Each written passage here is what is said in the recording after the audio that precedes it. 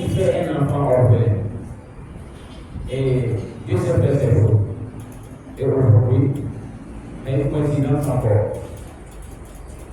Allah subhanahu wa ta'ala nous dit dans le Coran, dans la sourate 3, sourate Al-Imran, au verset 185 et 6, كل نفس ذلك الموت وإنما توفون أجوركم يوم القيامة فمن زهزح عن النار وأدخل الجنة فقد فاز وما الحياة الدنيا إلا متاع الغرور. Dans ce verset, il va nous donner le thème des jours.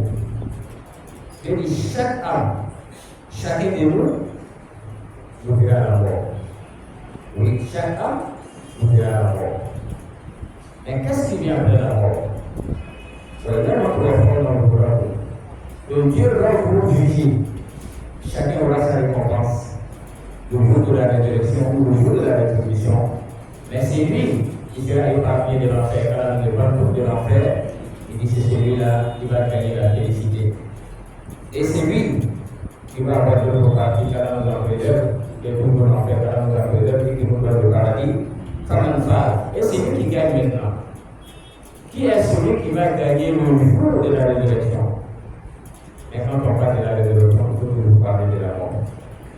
Le sujet de ce vendredi parlera toujours de la mort. Pourquoi la mort? C'est ce que Dieu nous dit dans le Coran, quand il parle de la mort.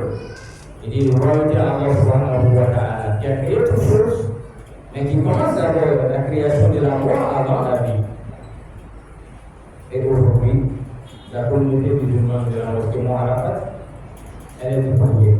Éprouvée par la mort d'un membre de la communauté, le prénom de Hajj Baba Mamadou, que nous avons partagé des moments avec lui. Oui, et que nous témoignons au nom de Cheikh Taïma qu'il était un musulman. Il a été un musulman parce que les différents démarches avec lui, c'était pour la santé d'Allah subhanahu wa ta'ala.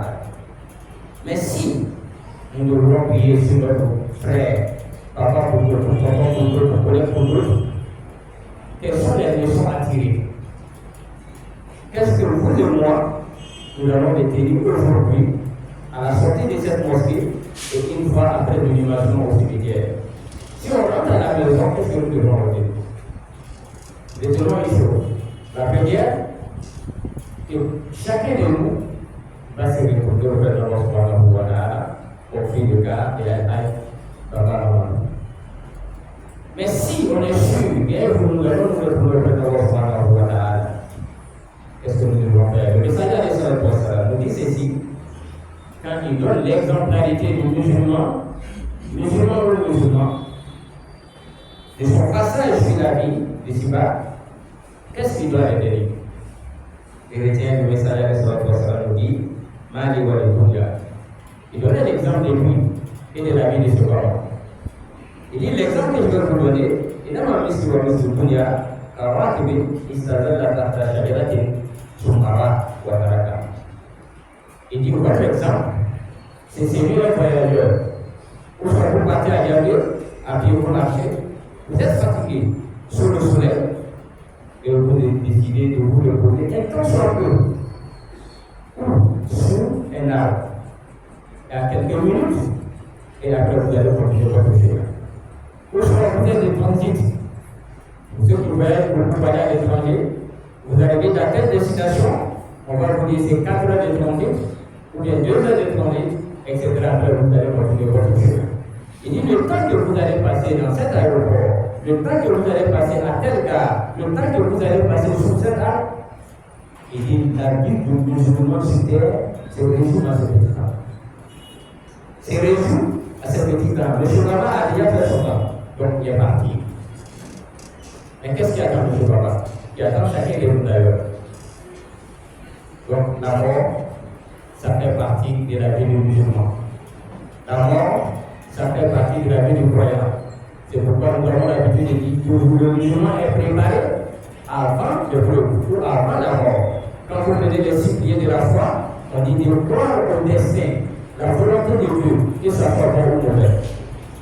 Et une fois que le musulman est préparé à ça, à chaque fois qu'il a à intervenir, nous disons tous inna lillahi wa inna ilayhi raji'un.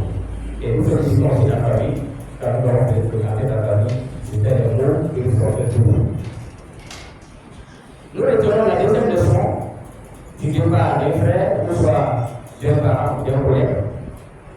Dieu dit dans le Coran, dans la Sourate 6, verset 94, qui cite ولقد جئتمونا فرادا كما خلقناكم أول مرة وتركتم ما خولناكم وراء ظهوركم. Il dit ceci, le jour de ton jour, le jour de ton retour, il dit si tu te voyais le plus fort, si tu te voyais le plus intelligent, si tu te voyais le plus riche, mais la mort est souple. Il dit bien la mort est souple. Que vous soyez chef d'État, un ministre, un directeur, un chauffeur, un paysan, un guide religieux, la mort c'est la même chose. C'est la séparation de l'âme et du corps. Et on dira que non, qu'il a remis l'âme. Mais Dieu va nous intervenir, nous prévenir ici. Dans la Sourate 6, et si tu te crois le plus intelligent, et si tu penses que aujourd'hui tu accompagnes le Sarah du Bamba, que ton jour n'est pas encore arrivé, mais nous demandons de retirer ces leçons. Voilà qu'à Dieu tout le monde en fera. Et vous serez amenés à moi, individuellement, seul. Tu ne viendras pas avec ni papa, ni avec ni maman. Kama khalaqnakum awwala marra. Et vous vous venez dans ce ballon. Wa taraktum.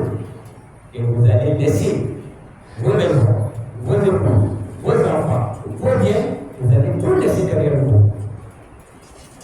Et vous venez avec quoi? Vous venez avec quoi pour rencontrer le bon Dieu? Chers frères et sœurs en islam, résolution-nous. Résolution-nous. Quand on regarde à droite et on regarde à gauche, nous avons passé des temps merveilleux avec des gens. Et ils sont plus aujourd'hui. Ils sont partis. Bref, c'est un acte de aujourd'hui. Ils étaient avec nous, nous étions ensemble, mais il est parti. Mais qu'est-ce qu'il a gardé pour lui-même? Il a préservé pour lui. Et quant à nous, il sera le destin de chacun. Qu'est-ce que nous avons préparé pour le jour de notre nouveau de Cheikh Aïman Al-Fidji? Chers frères et sœurs en islam, comment préparer la mort? Préparer la mort, comme le dit un savant, Abu Ali Ataka, il dit ceci: pour préparer ta mort, il y a trois choses. Retenons ça seulement à la sortie de ces sermons. Il dit pour préparer ta mort, c'est-à-dire pour gagner après la mort. C'est de ça qu'il s'agit. Il ne s'agit pas seulement de préparer la mort, mais préparer comment gagner sa vie après la mort. Il dit ceci: pour préparer ta mort, il dit il y a trois choses que tu dois observer. La première, c'est d'aller vite pour repentir, de précipiter à te repentir à chaque fois. Repentir, cela signifie quoi? Hier, tu n'étais pas un bon musulman. Hier, toi-même, tu n'étais pas satisfait de ton comportement. Tu ne priais pas à l'heure. Tu ne récites pas bien la Fatiha. Les 10 lois de l'islam, tu ne maîtrises pas trop. Et après ce sermon, après avoir accompagné un parent proche, et aller voir comment on va l'enterrer, et tu vas là des services des leçons. Donc, je me retrouve auprès de toi, je regrette tous mes actes, vraiment à ce moment-là. Donc, il dit ça, il s'agit de moi de repentir. Et étant sincère aussi dans ce repentir. La deuxième chose, Al-Nashab fil Ibad, c'est d'avoir l'énergie toujours dans l'adoration de Dieu. À ne jamais se décourager lorsqu'il s'agit de l'adoration de Dieu. Quand on te parle de faire des actes de bienfaisance, il ne faut jamais te décourager. On ne fait jamais assez dans le chantier de Dieu, non. Et on ne fait jamais assez dans le chantier de la Subhanahu, surtout quand il s'agit du bien-être de sa famille. La petite famille ou la famille est la vie au village. Donc, avoir toujours le courage dans l'adoration de Dieu. Il ne faut jamais te décourager lorsqu'il s'agit de l'adoration d'Allah. Et la troisième chose, qui va nous aider à mieux préparer la mort, et avoir toujours la satisfaction interne. La satisfaction interne, qu'est-ce qu'il s'agit? Il s'agit, fais que Allah t'a donné, sois content, sois satisfait de ce que Dieu t'a donné. Dieu t'a donné pour tout. Dieu t'a donné la santé. Dieu t'a donné le temps libre. Je dis, mais Dieu t'a donné la santé et Dieu t'a donné le temps libre. Il va t'aider à mieux préparer ta mort. Il faut travailler aisément. Il faut aller à la comme il faut. Et à partir de là, tu vas gagner, tu vas mieux préparer ta mort. Mais au même moment, le même savant, il fait cette prise en cas. Il dit, il y a trois choses aussi que nous devons faire pour nous aller voir. C'est-à-dire, pour ne pas mieux préparer sa mort que le contraire, c'est ce qu'il a même. À chaque fois quand on nous parle de la prière, Il dit non, la prière, ça c'est pour les deux personnes. La prière, ça vient avec le temps. Le hajj, ça vient avec le temps. C'est lui qui est prêt à faire partie 10 personnes à la Mecque quand lui n'a pas encore accompli le hajj. Oui, il est prêt à faire partie 10 personnes chaque année, mais quand lui n'est pas encore prêt à faire le hajj. Chers frères et sœurs, ça doit commencer par vous-même d'abord. Et la satisfaction dans votre cœur, peu que Allah t'a donné, soit satisfait, soit content de ce qu'il t'a donné. Il t'a donné beaucoup. C'est pourquoi d'ailleurs le Messiah nous dit, il faut bien mesurer, savoir si Dieu t'a donné beaucoup, bien Dieu t'a rien donné. Il ne faut jamais regarder, me faire comprendre celui qui est en haut des doigts. Mais regarde celui qui est en bas. Toi, tu as la santé, tu as les 2 jours, tu as marché de la maison pour venir à la mosquée, ou soit vous avez emprunté, ou vous avez pris votre véhicule, et c'est lui qui est couché à l'hôpital. Qu'est-ce qu'il a fait pour mériter ça? Mais toi qui profites de toutes les grâces de Dieu, qu'est-ce que tu as donné à Allah pour mériter tout ça? Et enfin, le même ça dit, celui qui va oublier la mort, c'est celui-là qui ne regrette jamais les mauvaises actions. Il dit, mais qui ne regrette jamais les mauvaises actions. Nous sommes à la fin d'année. Le jugement là, c'est réservé pour vous. Tu n'es pas sûr, c'est 2024, il y aura de vous. Tu n'es pas sûr, les actions que vous avez menées, si Dieu a accepté. Et tu n'es pas sûr que demain va te trouver en vie. Donc, le musulman, le croyant, pour Dieu préparer sa mort, mais il a trop froid là. Le musulman est entre l'espoir et pour vous, il a peur. Est-ce que Dieu a accepté mes actions? Chers frères et sœurs en islam, pour Dieu préparer aussi sa mort, c'est d'être en harmonie avec tout le monde. Être en harmonie avec tout le monde, cela signifie quoi? Aujourd'hui, si nous voyons notre papa couché, d'autres vont dire non, on va demander pardon. Demander pardon à un mort, ça signifie quoi? Lui, il ne peut plus prononcer quelque chose. Et toi, c'est inutile pour toi. C'est pourquoi le Messiah recommande à chacun de nous, dans nos familles, dans nos lieux de travail, pour bien préparer ta mort. Il dit que le musulman n'a pas droit à couper les paroles. Il ne parle pas à un individu plus de 3 jours. C'est-à-dire, si tu dépasses 3 jours, tu rentres maintenant dans le cadre du péché. Donc, il faut tout faire pour te réconcilier avec l'autre, car demain, tu n'es pas sûr. De hier à aujourd'hui, pendant 24 heures, qui n'a pas dormi au moins 1 heure? Mais 1 heure que vous avez passé dans votre sommeil, qu'est-ce qui s'est passé? Vous ne pouvez pas expliquer à quelqu'un. Donc, ça, c'est l'exemple de la mort. Et quand tu pars, tu es parti pour tout le monde. Donc, les solutions, réconcilions-nous les uns et les autres, et pardonnons-nous les uns et les autres. Et ça, c'est vous que nous allons préparer aussi la mort. Et pour bien préparer la mort, il faut être toujours assigné à sa prière. Il faut être toujours assigné à sa prière. Même si millions de musulmans vont prier sur toi, et toi qui t'es jamais procédé par Allah subhanahu wa ta'ala, nous dans notre pouvoir, on dira, le paradis appartient à Allah. Il pardonne à qui il veut. Et il va châtier qui il veut.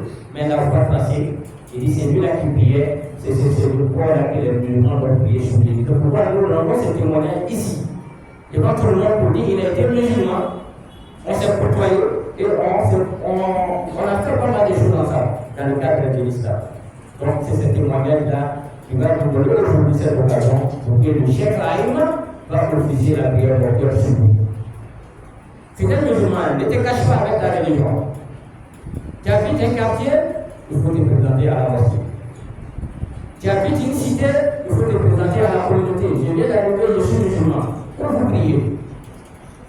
Et notre islamité ne doit pas se limiter sur le moment de la Ramadan. Allah nous donne la compréhension. Et pour terminer, si nous préparons bien la mort, je pense que fuir la mort, c'est ce qui va épargner de la mort. Mais venez avec moi dans le livre du Coran, Surah 62, verset 8, Surah du pouvoir, qui porte le nom de ces mots.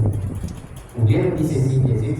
وإن الموت الذي تفرون منه فإنه ملاقيكم ثم تردون إلى عالم الغيب والشهادة فينبئكم بما كنتم تعملون. Dieu dit dans cette sourate, ô Mohammed, dis à ta communauté, à la famille Baba, vous avez fait tant d'efforts pour sauver M. Baba, oui, on est tous devant. Interné dans les meilleures cliniques, parmi les meilleurs médecins qui s'occupaient de lui, vous avez fait pas de responsabilité, mais la volonté va se réaliser. La volonté d'Allah se manifester. Qui est la mort? Il dit la mort que vous fuyez. On va normal.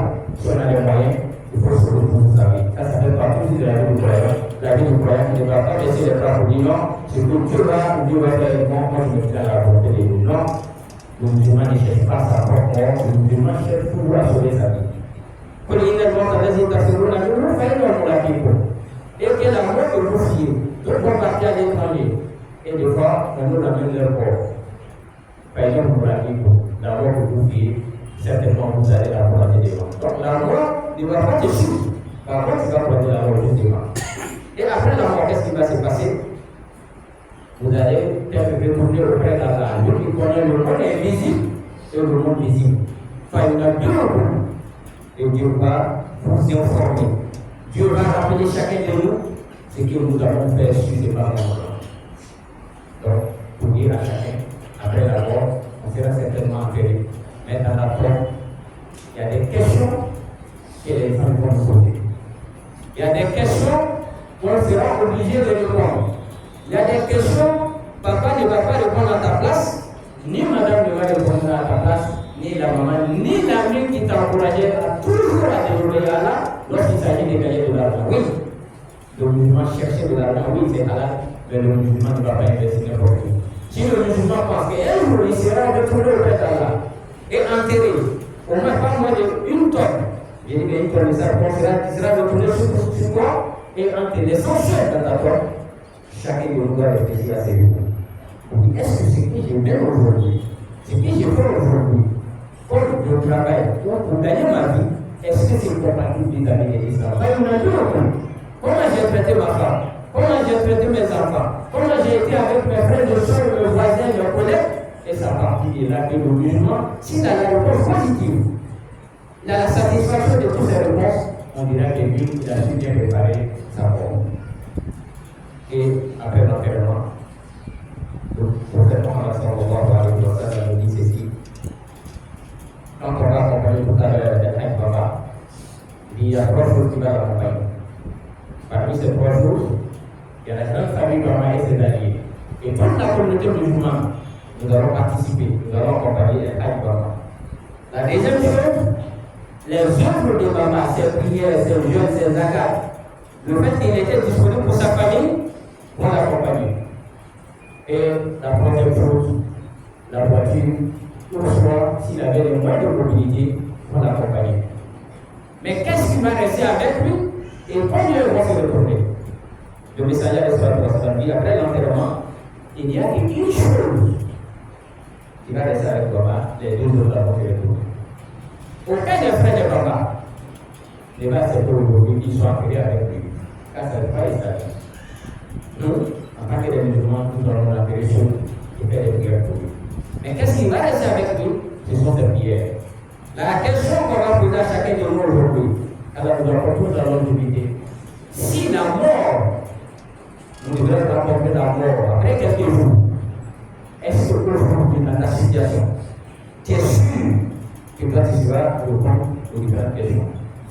Est-ce que vous êtes sûr que tu seras sauvé dans ta vie? Dans ta vie totale?